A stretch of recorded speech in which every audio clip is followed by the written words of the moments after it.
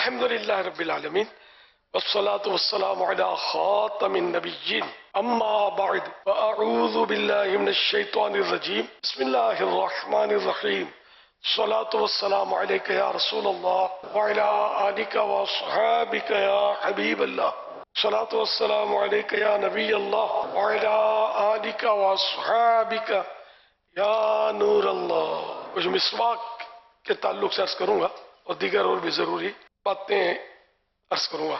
ایک تو یہ کہ مطلب مسواک سنت قبلیہ وضو سے قبل کی جاتی ہے، وضو کے اندر یہ داخل نہیں ہے، اور مسواک سے نماز کی فضیلت بڑھ جاتی ہے۔ بغیر مسواک کی جو نماز ہے، اس سے مسواک والی نماز 70 گنا 70 ٹائمز یہ ہو جاتی ہے۔ اب جیسے کہ آپ کو ادھر اس محلے میں 1 روپیہ نفع ملتا ہے، اور کوئی بتا دے کہ بھئی 2 گلیاں پار کر کے آپ جائیں گے تو آپ کو 1 روپے کے بدلے 70 روپے نفع ملے گا آپ کے آئٹم پر، تو ظاہر ہے کہ آپ یہاں تو بیچیں گے بھی نہیں، وہیں جا کر بیچیں گے۔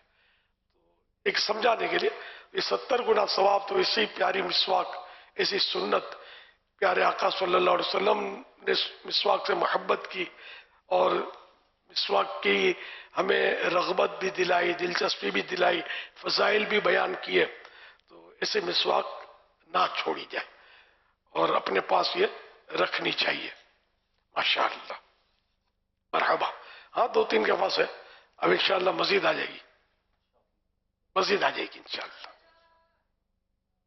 ابھی بھی اکثریت کے پاس نہیں ہے مسواک۔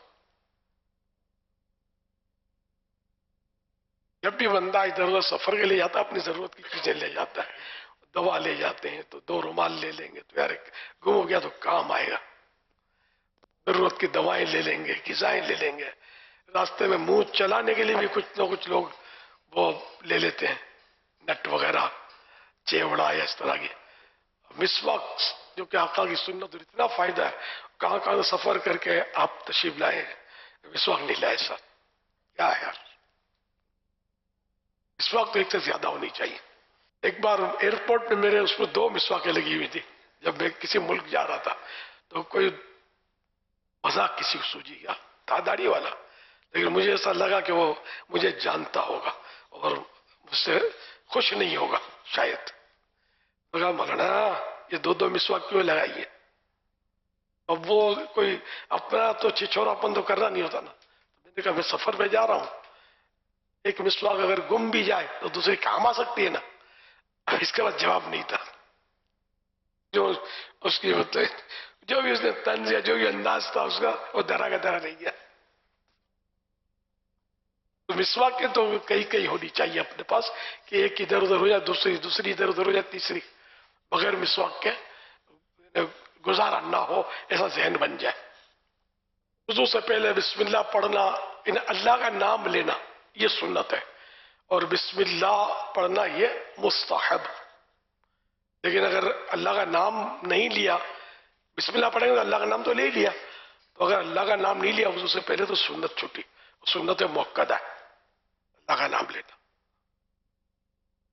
یہ بھی عادت ڈالیے کہ بسم اللہ، بلکہ بہتر یہ کہ بسم اللہ والحمدللہ پڑھ لیا کریں وضو سے پہلے۔ اس سے کیا فائدہ ہوگا کہ جب تک باوضو رہیں گے فرشتے نیکیاں لکھتے رہیں گے، اس کی بھی عادت بنانی چاہیے۔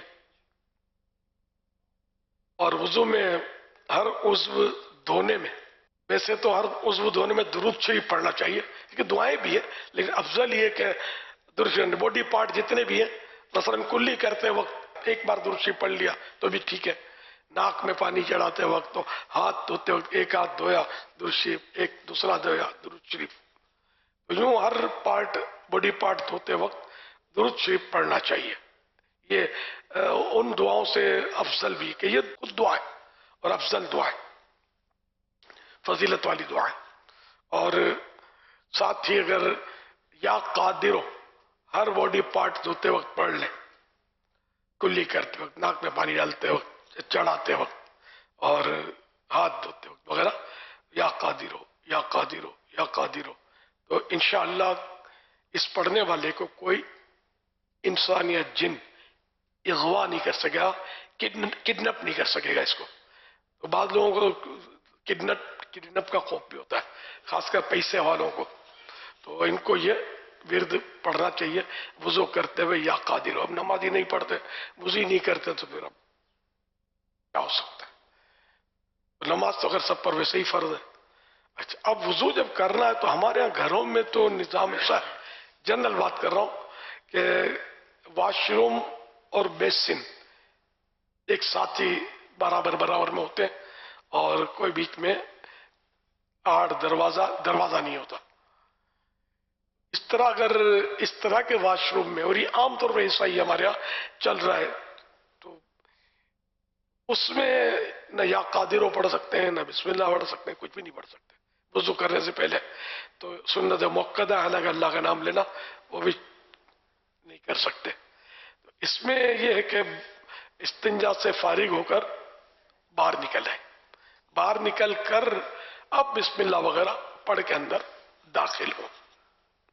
لیکن یہ کہ باڈی پارٹس دھوتے وقت جو یا قادر ہو پڑھنا ہے، یہ پھر بھی نہیں پڑھ سکیں گے اس جگہ پر. تو اس لیے وضو کی جگہ ایسی ہو کہ جہاں مطلب ساتھ میں واش روم، کموڈ یا WC اس طرح کی چیز نہ ہو. اب اگر ہے جگہ میں گنجائش ہے تو اس کا یہ ہو سکتا ہے کہ کوئی اس چیز کی الگ تھلگ کیبن بنائی جائے. تو اسے کانچ بھی آتے ہیں کہ جن سے آر پار نظر نہیں آتا، گلاس، تو گلاس چاروں طرف لگا لیا جائے. چاروں طرف بھی نہیں لگے کہ دیواریں تو ہوتی ہیں اس کی، 3 طرف یا 2 طرف لگانے سے بھی کام کہیں چل جائے گا واش روم کے. اور وہ ایک طرف ایسا دروازے کے انداز میں ہو کہ وہ کھل جائے، بند ہو جائے. تو یہ کیا ہے کہ سیپریٹ ہو گیا. اب یہ سیپریٹ ہو گیا، اب جو باہر اس کے بیسن ہے، اب اس پر بسم اللہ پڑھنا، دعائیں پڑھنا، یہ سب جائز ہو جائے گا. تو تھوڑا خرچہ کرنا پڑے گا. اپنی ذاتی جگہ ہو تو آدمی خرچہ کر سکتا ہے، اور اگر کرائے کی بھی ہو تو مکان مالک جو ہے اس سے اجازت لے کر اس طرح کا کام کر لے، کیونکہ اس میں یہ گلاس وغیرہ لگانے میں کہیں ڈیل وغیرہ کرنی پڑتی ہے. اب کرائے کی جگہ میں ہر طرح کی ہم توڑ پھوڑ نہیں کر سکتے، یہ ذہن میں رکھیے گا. جو عرف رواج معمول لوگوں کا ہوتا ہے نا، اس کے مطابق کیل وغیرہ ٹھوک سکتے ہیں، کر سکتے ہیں. اس سے زیادہ اب جیسے کہ یہ میری سمجھ میں آتا ہے کہ اس طرح واش روم کے گرد یہ گلاس وغیرہ لگانا اس طرح کہ ہمارا جو کہ ہم پڑھ سکیں، تو اس کا عرف نہیں ہے، ایسا کوئی کرتا نہیں ہے. تو اب یہ کہ اجازت لی جائے، اور اگر مکان مالک مسلمان ہے تو مجھے میرا خیال ہے کہ وہ خوش ہوگا اس میں کہ چلو یہ ایک نیک کام کے لیے اس طرح یہ لگا رہا، اپنے پیسوں سے لگا رہا ہے، مجھ سے مانگ بھی نہیں رہا پیسے، تو انشاءاللہ وہ اجازت دے دے گا. تو اب یہ کہ آپ کے لیے کوئی پرابلم نہیں رہے گا.